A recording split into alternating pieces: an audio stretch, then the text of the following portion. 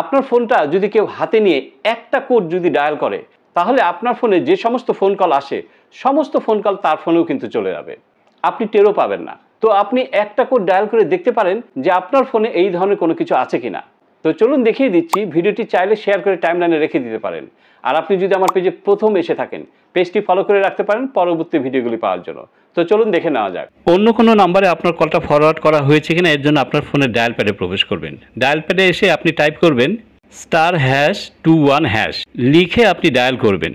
Dial করার সাথে সাথে আপনি দেখতে পারবেন কেউ আপনার কথা ফরওয়ার্ড করে নিয়েছে কিনা, আপনার কথা সে শুনছে কিনা। এইখানে সেই নাম্বারগুলি শো করবে। আর এই কাজটি কিন্তু অনেকেই করে থাকেন। আপনি বুঝতেও পারবেন না যে আপনার ফোন কলগুলি তার ফোনেও চলে যাচ্ছে। সো আপনি এগুলি ডিলিট করে দিবেন জাস্ট একটা কোড ডায়াল করে।